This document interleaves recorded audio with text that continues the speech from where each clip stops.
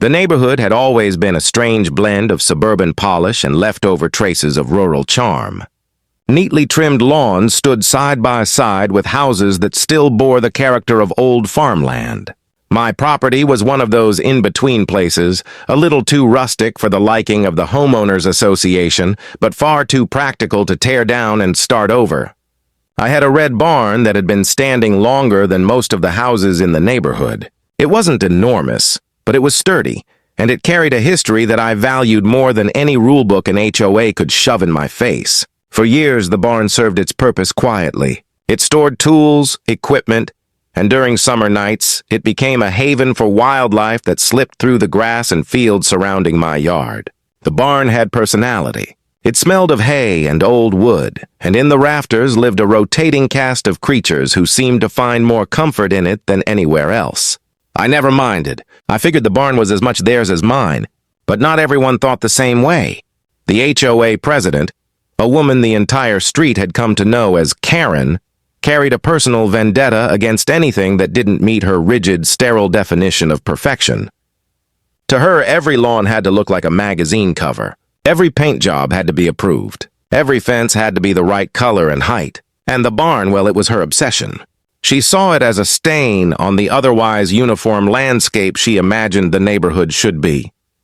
At first, her complaints came in the form of letters. They were always folded neatly, tucked into my mailbox or slid under my front door. Each one cited some vague clause from the HOA's handbook about structures not in conformity with community standards.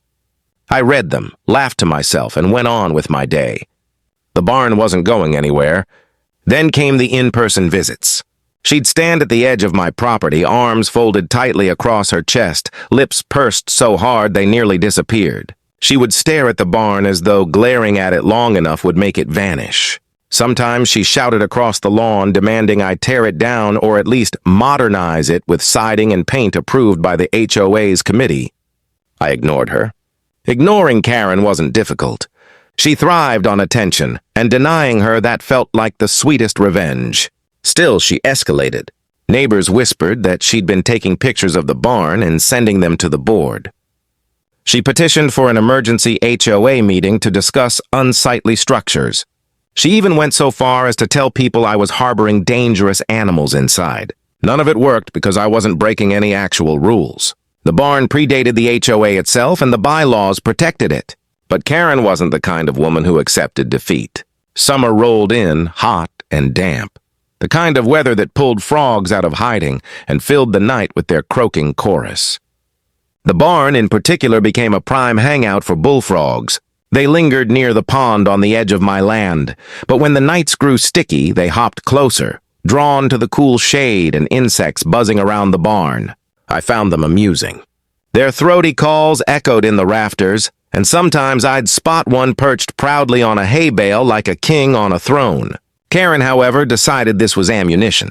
She declared that the barn had become a breeding ground for pests and that the neighborhood would soon be overrun with disease. She started cornering neighbors, convincing them the frogs were a menace. She claimed their croaks kept her awake at night, though her house sat 3 lots away and closer to the main road than to my pond. To anyone with common sense, her complaints sounded absurd, but Karen never let facts get in the way of a good tantrum. The real breaking point came one afternoon when I was working inside the barn, organizing tools. The air was thick with humidity, and the faint sound of frogs echoed from outside. Suddenly, I heard the sound of heavy, rapid footsteps on the gravel outside. They marched closer until the barn doors rattled with a furious pounding. Karen had decided that day was the day she would take matters into her own hands. The pounding was relentless. Each hit sent vibrations through the wood, shaking the tools hanging on the inside walls. Dust trickled down from the rafters. She wasn't just knocking, she was demanding entry, her fists slamming hard enough to make the boards groan. I could picture her outside, face red, hair frizzed from the humidity, shouting threats that I couldn't quite hear through the door. But then, as if the universe itself had grown tired of her tantrums, something unexpected happened. From the shadows of the barn, stirred by the vibrations and noise, a bullfrog leapt. It had been hiding along the door frame, clinging to the cool wood. The pounding dislodged it, and with the kind of impeccable timing no human could plan, the frog launched itself just as Karen leaned in close to yell at the crack in the doors. The frog hit her square in the face. I didn't see the impact directly, but I heard it. The startled shriek, the scramble of feet on gravel, the shrill gasp that cut through the air. I swung the doors open in time to see her flailing backward, arms windmilling as she tried to wipe the frog away. The bullfrog, entirely unbothered, bounced off her and landed in the grass before vanishing toward the pond. Karen, meanwhile, staggered, her face twisted in horror, her shrieks echoing like a siren. She stumbled, lost her footing, and landed squarely in the dirt, clutching at her cheek as though the frog had launched a personal attack on her dignity. Her expensive blouse was smeared with dust, her hair tangled and sticking to her sweaty forehead. She looked less like the commanding HOA president and more like a caricature of someone who had just lost a battle she never should have fought in the first place. For a moment the world stood still. The barn loomed behind me unshaken. The frog was gone, and Karen, sprawled in the dirt, became the perfect symbol of her own undoing. But of course, this wasn't the end. Karen never accepted humiliation gracefully. She scrambled to her feet, muttering furious threats about lawsuits, animal control, and endangerment. She stormed off down the street, covered in dust, her voice carrying far enough that neighbors peeked through curtains to watch. The story of the frog strike would spread quickly. By evening, the whole block would know, and in her rage, Karen was already planning her next move. The aftermath of the frog incident rippled through the neighborhood faster than anyone expected. Word spread from porch to porch, whispered over fences and during morning dog walks. By the end of the week, every homeowner within 3 streets had heard some version of the tale, that the HOA president had been attacked by a barn-dwelling beast, that she had been humiliated by the very frogs she claimed to fear, and that her iron grip on the community had been shaken by a creature no larger than her fist. Of course, Karen painted the story differently. According to her, she had been the victim of deliberate sabotage. She told anyone who would listen that I had trained or encouraged the frogs, as if I had orchestrated the leap at her face. She described the frog not as a harmless creature startled into motion, but as a vicious, disease-carrying animal hurled at her in an act of aggression. Her voice carried an unshakable certainty, as if sheer volume and repetition could turn lies into truth. But no matter how she tried to twist the story, neighbors laughed behind her back. They chuckled at the idea of a frog being used as a weapon. Some even joked that the frog had done what they had always wanted to do, put Karen in her place. And though they kept their laughter quiet, their smirks and side glances didn't escape her notice. She hated being the punchline, and she vowed revenge not just on me, but on the barn itself. The HOA board meeting that month became her stage. She arrived in a crisp white blouse, makeup applied thick enough to mask the faint bruise on her cheek where the frog had collided. She slammed a stack of papers onto the table, documents that she claimed were proof of my violations. She accused me of maintaining a wildlife infestation and endangering the neighborhood. She spoke of health risks, of property values plummeting, of the unsanitary conditions the barn supposedly attracted.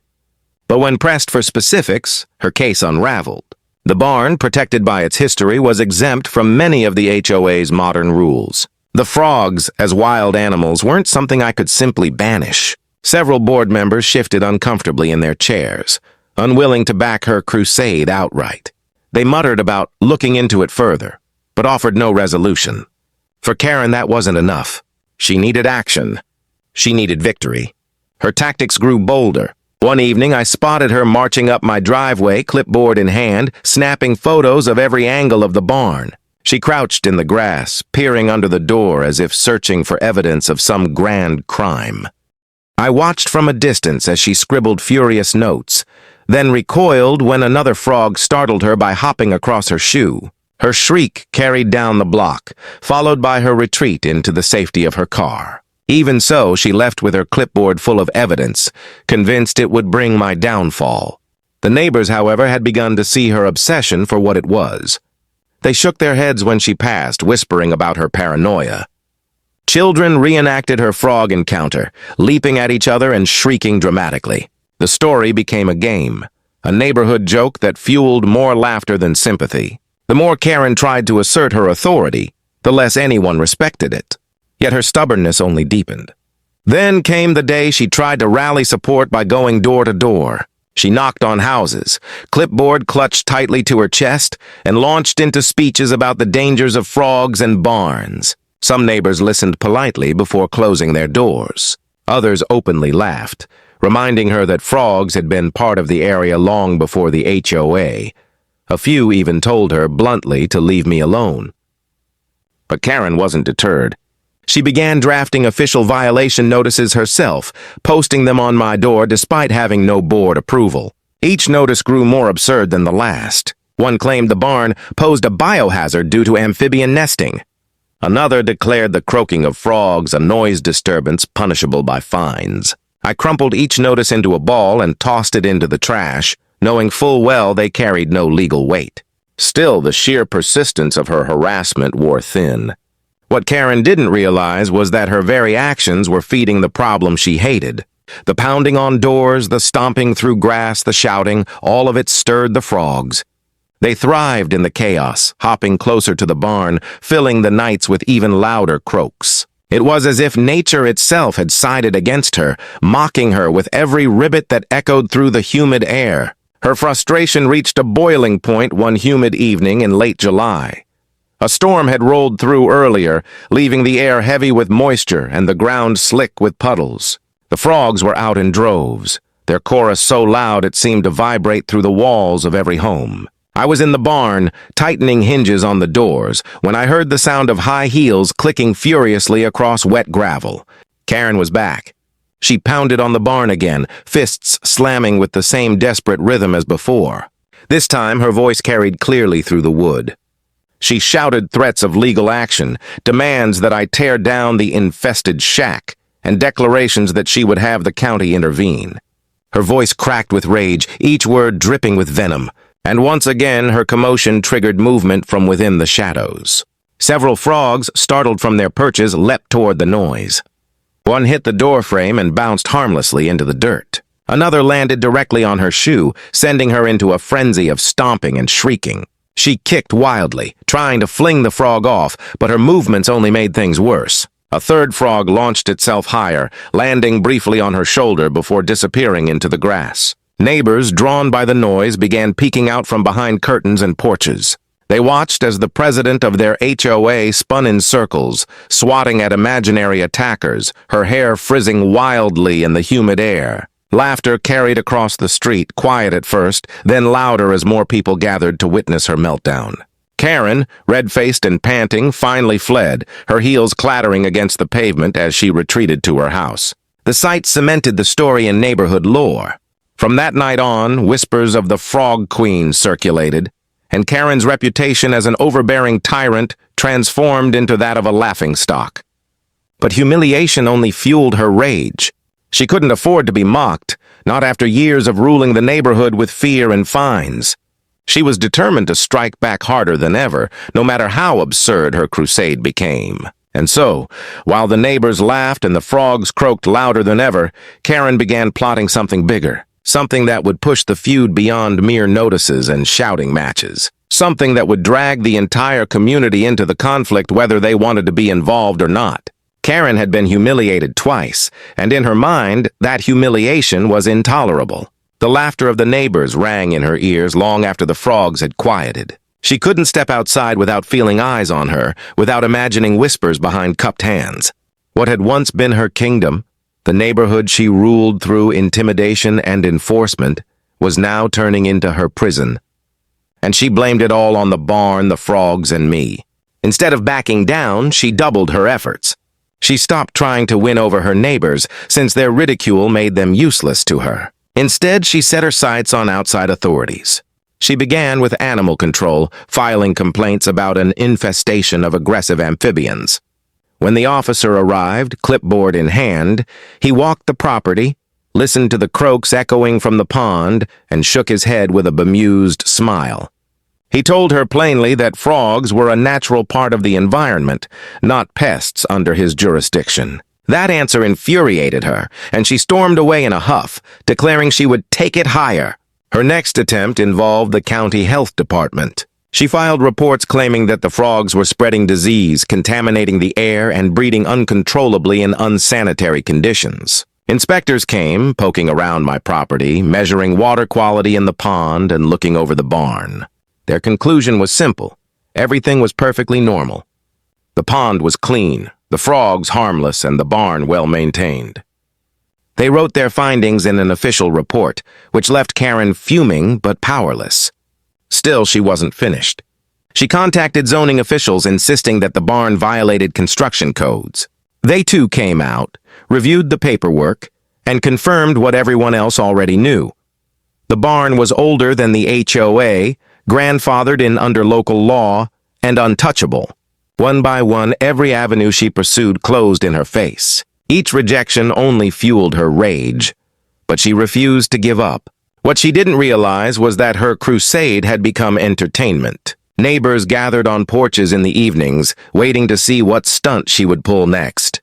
Children gave her the nickname Frog Fighter, whispering it whenever she stomped past in her heels.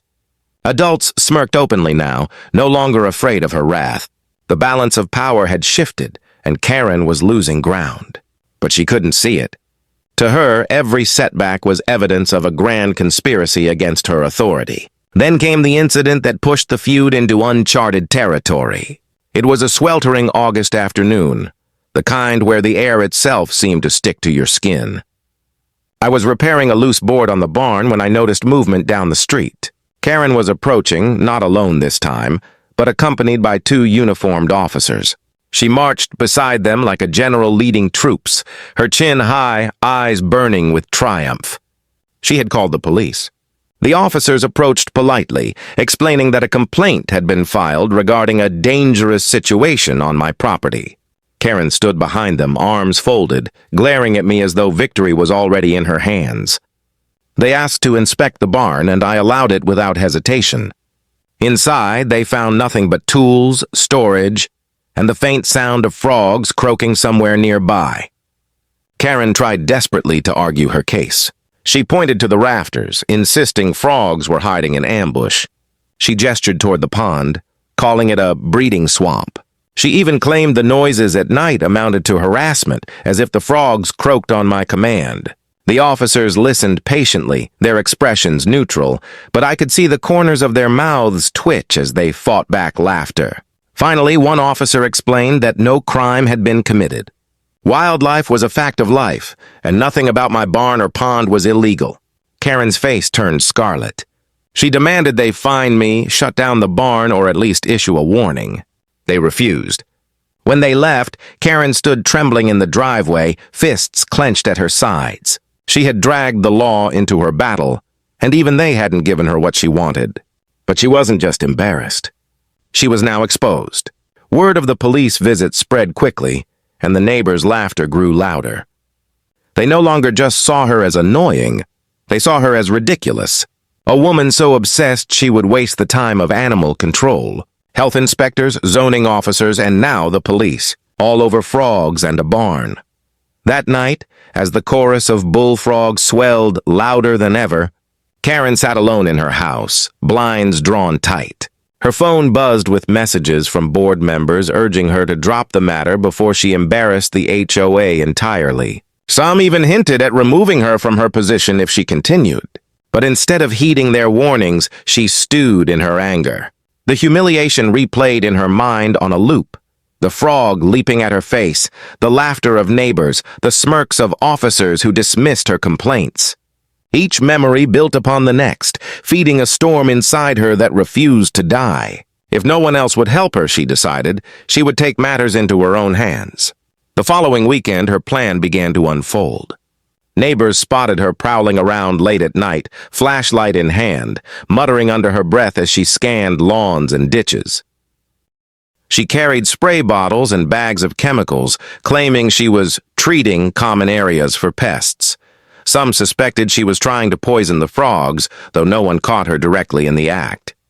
Rumors spread like wildfire, and by morning, people were furious.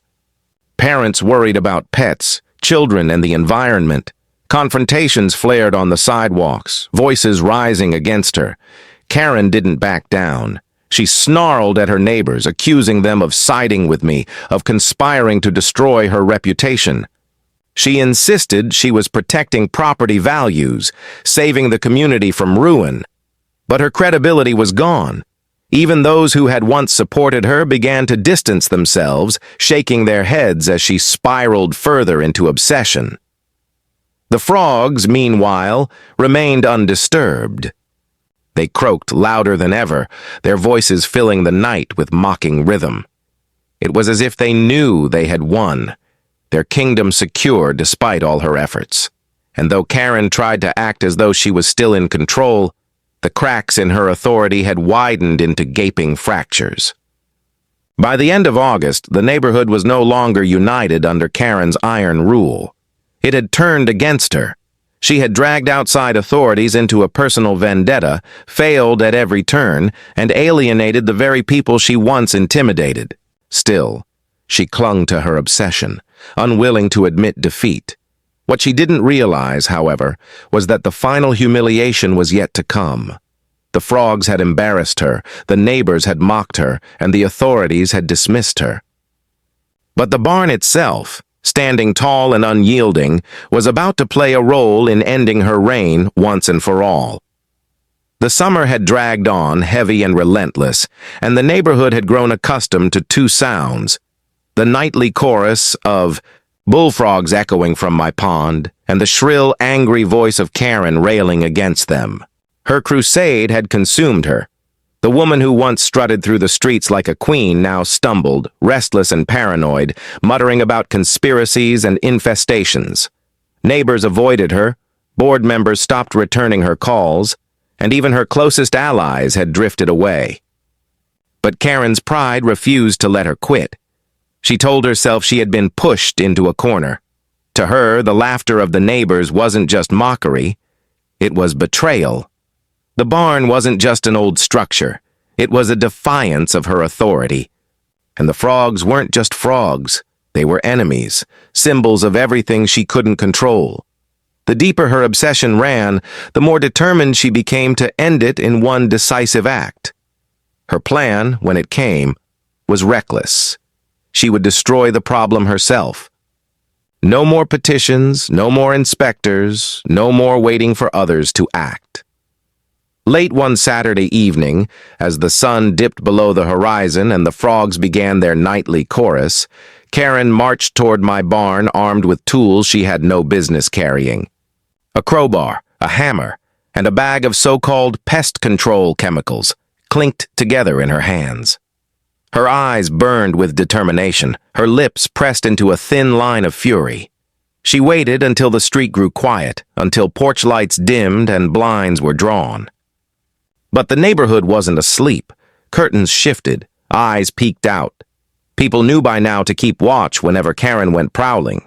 A few neighbors stepped onto porches, pretending to water plants or check mail, but their true purpose was clear. They wanted to see what she would do next.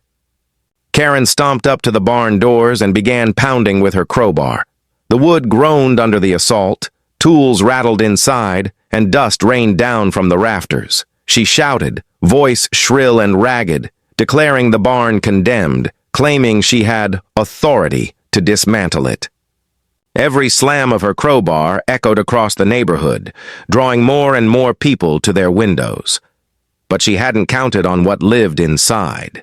The frogs, already restless from the vibrations, stirred en masse. Their croaks grew louder, sharper, filling the night with a pulsing rhythm. From the pond, others joined in, their calls carrying through the humid air like a battle cry. Karen's pounding had awakened not just a few startled amphibians, but an entire chorus of defiance. Then, with the kind of timing only nature could orchestrate, the frogs began to move. One after another, they leapt from the shadows of the barn, propelled by panic and instinct. They launched themselves at the source of the disturbance, Karen herself. The first frog struck her arm, slimy and sudden, making her drop the hammer. She shrieked, trying to shake it off, but before she could recover, another landed squarely on her chest. She staggered backward, flailing wildly, her crowbar clattering to the ground. Then came a third, hitting her cheek with a wet slap, echoing the humiliation of weeks before. Karen's screams pierced the night. She spun, arms flapping, hair wild, her expensive clothes smeared with dirt and frog slime. More frogs joined, hopping from the grass, bounding from the pond, surrounding her in a frenzy of croaks and leaps. To the neighbors watching from their porches, it looked almost like a coordinated ambush, nature itself rising to defend the barn she despised. Her panicked retreat ended in disaster. Backpedaling furiously, she tripped on the uneven gravel and fell flat into a puddle left by a recent rain. Mud splashed across her blouse, soaking her skirt, smearing her in filth. The frogs didn't relent. They leapt into the puddle around her, hopping across her arms, her legs, even her hair. Her shrieks rose higher, cracked, and finally broke into sobs. By now, the entire street was watching openly.